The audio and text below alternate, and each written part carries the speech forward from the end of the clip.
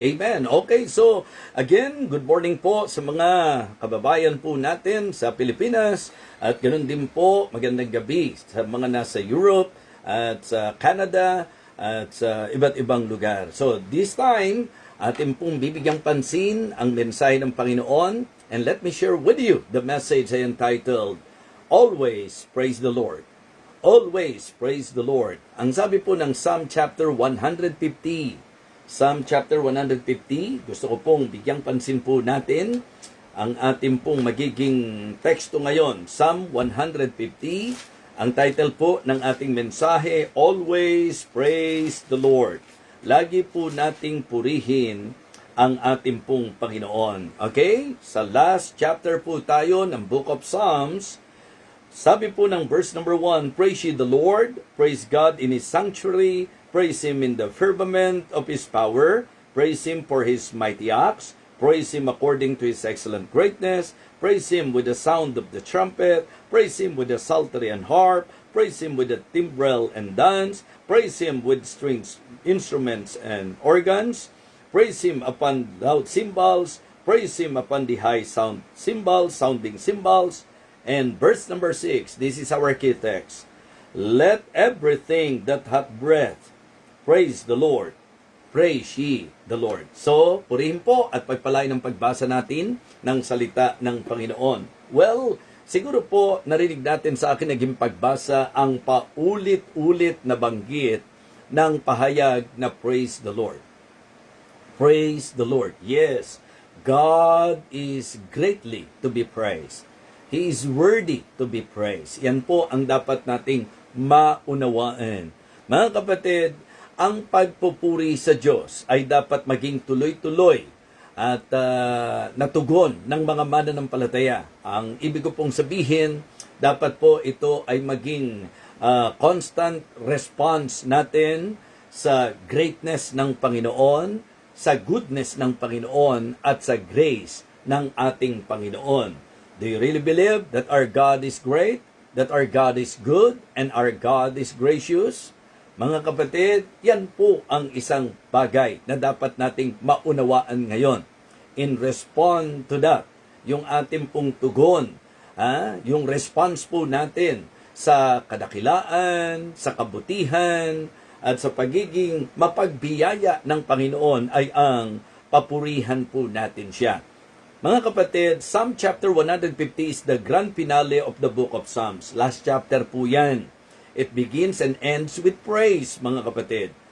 Specifically, praise ye the Lord. Kumbaga, hallelujah. Di po ba? So, reminding us that the highest purpose of man is to glorify God, mga kapatid. Purihin natin ang Panginoon, hindi lamang sa mga activity natin, sa ating pong pagsamba, kundi dapat ito po ay maging way of life ng bawat isa sa atin. Amen? Yes.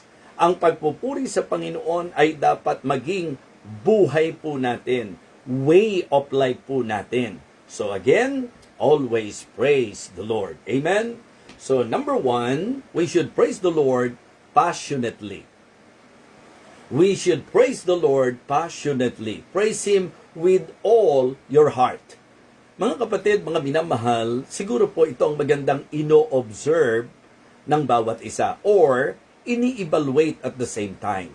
Kasi meron pong tinatawag na tendency po tayo na ang ginagawa natin minsan sa Diyos ay parang routine o mechanical na lamang po. Yung bang halimbawa lang po, yung pag-awit po sa Kanya. So ibang-iba po kasi yung pag-awit na from the heart, mga kapatid. Ibang-iba po kasi yung worship na from the heart. Hindi yung basta nakagawaan mo lang umatin, na sabi ko nga, sa laging paalala ko na parang nagsisimba ka lang. Ang importante po dito yung puso sa pagsamba. And I want to encourage everyone na sa usapang pagpupuri sa Diyos, nawa sa pagpunta po natin sa church para sumamba, pag nag-aawitan, kasama po tayo sa umaawit. Na talagang ang pag-awit para sa atin ay isang pamamaraan to really praise the name of the Lord. Yun talagang singing from the heart, praising God from the heart. Huwag tayong tutulad doon sa mga rebuke ng ating Panginoon. Ang sabi niya, that this nation praise me with their lips, but their heart is far from me. And that is actually happening to many so-called Christians na talagang nagpupuri pero parang wala sa puso. Nagpupuri para wala sa sarili. Kaya nga, ang isang paalala ko po sa mga uma-attend po ng service, pagka po ba nagpe-pray po ba tayo? Pagka po ba kumakanta po ba tayo? Pagka nag-o-offering po ba tayo? Sa puso ng ating pagsamba, maganda talagang tayo po ay maramdaman ng Diyos. So, we need to praise the Lord passionately. Let us praise the Lord passionately. Praise Him with all your heart, mga kapatid. Sa Psalm chapter 9 and verse number 1, ang sabi po ng psalmist, I will praise Thee, O Lord, with my whole heart. Pupurihin kita, Panginoon, ng buong puso. Kumbaga sa utos po ng Panginoon kasi, dapat ang lahat ginagawa natin na nandoon po yung ating pagmamahal sa Kanya. At kung mamahalin natin ang Diyos, di po ba? Ang sabi, mahalin natin siya with all your heart, with all our heart. Yan ang sabi sa Matthew chapter 22 verse 37, maging sa Mark chapter 12 and verse number 30, that we should love the Lord with all our heart, mga kapatid. Kumbaga, mamahalin natin siya sa ating kabuuan. Di ba? Sa ating pong kabuuan. So, kaya make sure na pupurihin natin siya passionately, mga kapatid. Di ba? So, yan po ang hindi ilang beses na binanggit po sa Book of Psalms. Kamusta kaya ang service natin kung lahat ng mga members umaawit? Gaano kaya kaganda po yan? At gaano kaya katamis sa puso ng Panginoon? Pagka ang nararamdaman niya sa pagpupuri natin, from the heart po talaga. Kaya mga kapatid, a-attend ka, dapat from the heart. Ikaw ay aawit, dapat from your heart. Dapat, pagka ikaw ay magsaserve, with all your heart. Okay? So, napakahalaga po, I will praise Thee, O Lord, with my whole heart. So, kung baga, ang magiging idea po nito ay yung kaisipan natin na kapag half-hearted tayo sa ating pong ginagawa, hindi po matutuwa ang Panginoon. Hindi po malulugod ang Panginoon. Diba? Because God is not pleased with the half-hearted service or worship. Mga kapatid, He deserves our complete devotion. So, let us praise the Lord passionately. Ang gusto ko lang pong ipunto rito, yun talagang with all your heart. Praise Him with all your heart. Second, it is also good to apply yung pong pagpupuri sa Diyos publicly. Diba? Purihin po natin ang Panginoon publicly. We must declare His greatness before others. Diba? Mga kapatid, maganda naririnig ng mga tao ang pagbibigay kadakilaan po natin sa Panginoon. Ilang mga talata po ang bibigyan natin ng pansin. Katulad po nung sinabi ng Psalm chapter 96 and verse 3, declare His glory among the heathen. Declare His glory among the heathen. Doon po sa Sermon on the Mount, ang sabi ng Panginoon, let your light so shine before men that they may see your good works and glorify your Father which is in heaven. At dapat ho, mga kapatid, yung pong ating offer sa Panginoon, talagang hindi natin ikinahihiya. Huwag po kayo magkamali ho sa pag-unawa ng sinasabi ko. Ang idea po nung praise the Lord publicly, hindi po para magyabang, hindi po para magpakitang tao, kundi ang ibig sabihin, hindi mo ikinahihiya na purihin ang Panginoon. Kumbaga yung testimony natin dapat, ito po'y magturo sa iba sa ating Panginoon sa pamagitan ng ating mga pasasalamat, di po ba? Yung bang mga pagpapasalamat, mga salita na nagpupuri sa Diyos, hindi po puro himutok, hindi po puro daing, hindi po puro negatibong pahayag. Mga kapatid, ang sabi po ng psalmist, I will bless the Lord at all times. His praise shall continually be in my mouth. My soul shall make her boast in the Lord. Hindi ba? Yun po yung idea. Ang gusto ko doon, yung sabi niya, oh, praise the Lord with me. and let us exalt His name together. Mga kapatid, ang worship hindi dapat ikinahihiya. Ang pagsiserve sa Panginoon hindi dapat ikinahihiya. Ang pagpupuri sa Diyos hindi dapat ikinahihiya. Mga kapatid, let us praise the Lord publicly. Una po, passionately. Pangalawa po, publicly. Kamusta pag kami nakakausap ka? Hindi ka pa dumarating doon sa point na kapag ka nase-sense nila na ikaw ay nag-church, na ikaw ay Kristiyano, hindi mo ba dinadivert ang usapan dahil nahihiya ka na magsalita tungkol sa Panginoon? Mga kapatid, hindi po maganda yon. Ang tama po, dapat every opportunity to publicly testify the goodness of God and to praise His name, sasamantalahin po natin. Amen? So, praise the Lord publicly. Hindi lamang po yan. We should praise the Lord persistently. We should praise the Lord persistently. Ang idea po, di ba, bless the Lord at all times.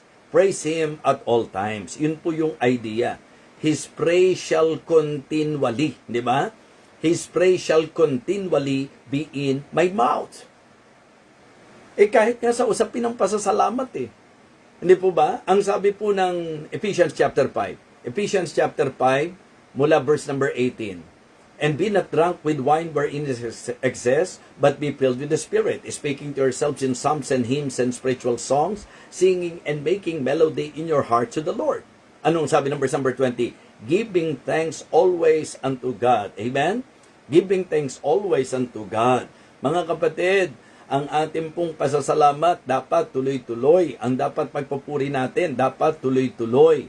Diba? In everything, give thanks, for this is the will of God in Christ Jesus concerning you. Kanina po, ang tinalakay namin dito sa amin pong prayer meeting, sa amin pong Bible study. Ang tinalakay ko po sa kanila yung pong mensahe sa Deuteronomy chapter 8. Diba? Ang title po ng message ko, Never Forget, the giver of blessing. Huwag nating kakalimutan ang nagbibigay ng pagpapala, ang tagapagbigay ng pagpapala. At ang isa sa sinentrohan po namin doon, remember His provision. Binigyan ko rin ng pansin yung pong paggalang, yung reverence sa kanya pong in His person. And also yung recognition of His power. Nakilalanin mo that everything na meron po tayo, hindi ikaw yan, Diyos po yan. And because of that, ang dapat na di-develop yung grateful attitude.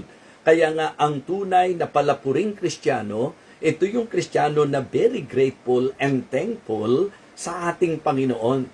How about you this morning? Diba? Are we thankful to God? Ang usapan ng pagpupuri sa Diyos, dapat passionately.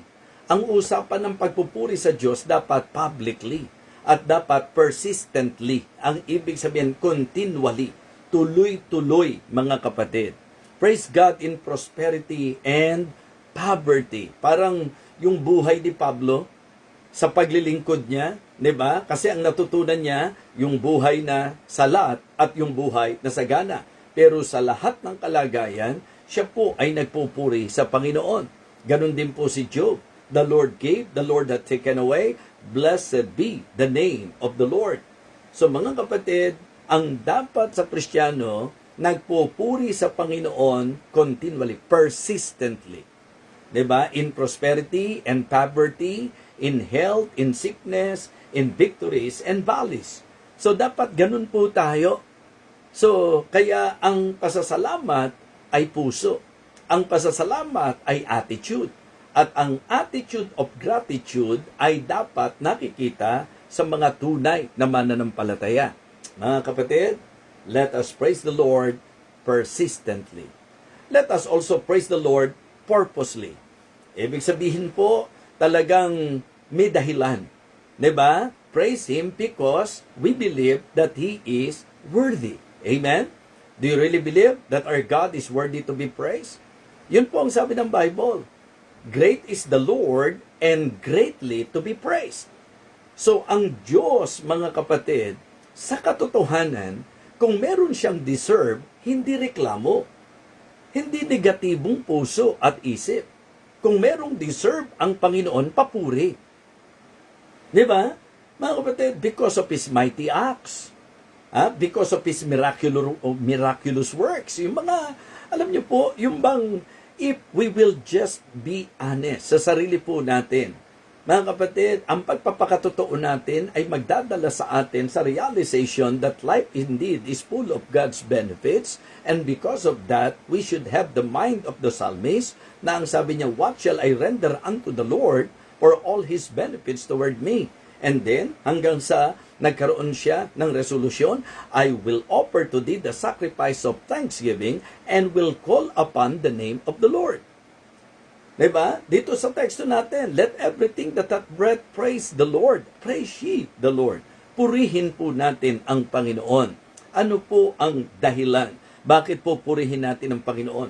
Katulad ng sinabi ko po sa inyo, ang sabi po ng verse number 2, dito po sa ating teksto, pansinin po natin yung mga ginamit na pahayag. Verse number 2, praise Him for His mighty acts. Praise Him according to His excellent greatness. Praise Him with the sound of the trumpet. Praise Him with the psaltery and harp. Because of His mighty acts, mga kapatid. Kaya nga sa Revelation, sa chapter 4, verse 11, di ba, binigyan pansin po doon, yung idea po nung sasabihin po sa Kanya, Thou art worthy, O Lord, to receive glory and honor and power. Di ba? Sa Psalm 145 and verse number 3, binanggit ko po sa inyo kanina, great is the Lord and greatly to be praised. Mga kapatid, praise is not centered on our feelings. Kasi minsan nakadepende tayo sa nararamdaman, sa mood po natin. Mga kapatid, tayo po ay nakadepende sa hindi nagbabagong Diyos. Kasi yung sitwasyon natin, hindi nagpabago kung sino ang Diyos. Ang Diyos ay laging mabuti anuman ang karanasan po natin sa buhay. And because of His mighty acts, because of His miraculous works, because of undeniable provision of God and even the everyday protection, we have all the reason to really praise the Lord. Praise the Lord purposefully, mga kapatid. And last but not the least, praise the Lord perpetually. Never stop praising Him.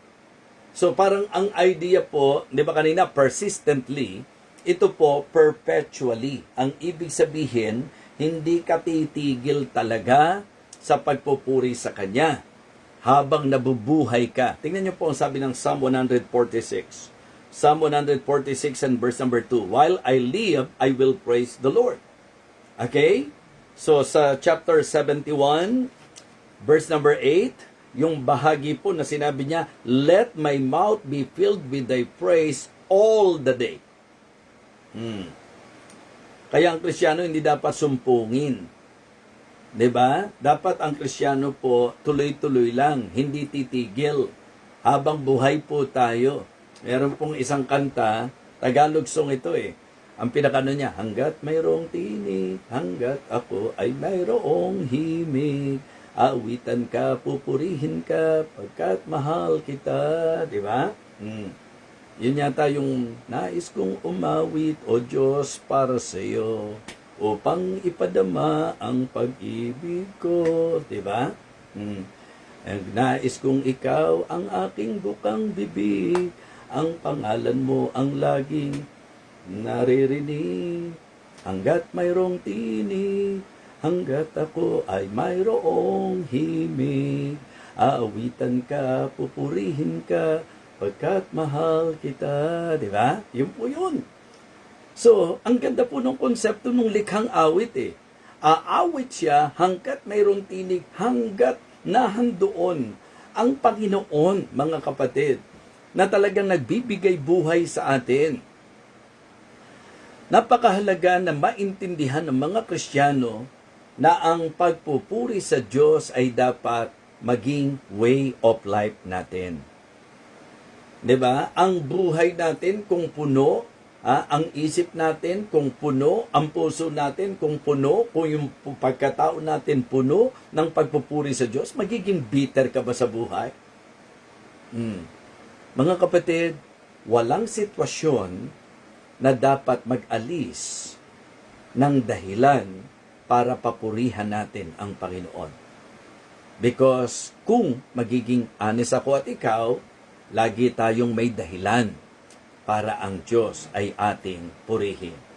So, always praise the Lord, mga kapatid. Yan po ang ating mensahe.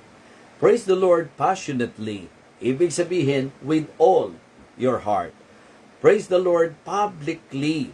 Ibig sabihin, before all people. Diba? Ibig sabihin, in front of the people, before all people. Praise the Lord persistently in every circumstance. Sa lahat ng mga pangyayari, mga kapatid. Purposely, because God is worthy. And perpetually, as long as you have breath. Let everything that hath breath praise the Lord. Praise ye the Lord. Ay, matanda na ako. Hanggat may buhay, dapat nagpupuri sa Diyos. Napakaliwanag po ang ating key text, Psalm 150 and verse number 6. Let everything that hath breath praise the Lord. Praise ye the Lord. Ito po ang mensahe ng ating Panginoon at umaasa po ako na tayo po ay napagpalang muli ngayong umagang ito dyan sa Pilipinas at hating gabi dito po sa London, sa England. Let us pray. Our gracious, loving God, we praise you for everything. We praise you, Lord, for our salvation. We praise you, Lord, for your everyday supplies. We praise you, Lord, for our strength. We praise you, Lord, for the sustenance. We praise you, Lord, for our survival. We praise you, Heavenly Father, for your goodness, greatness, and grace. At ngayon po, sa pagkakataong ito, nawa ang aming natutunan ay maging dahilan upang kami po ay mabuhay sa buhay na lagit-lagi nagpupuri sa iyo. Muli po, Panginoon, kami po'y nagpapasalamat. Pagpalain mo pong patuloy ang ministeryo ng Believer's Breakfast, Panginoon. At umaasa po ako na lagit-lagi itataas mo po ang iyong anak sa aming buhay. Maraming salamat po sa aming natutunan. Ito po ang aming panalangin sa pangalan po ng aming Panginoong Jesus. Amen.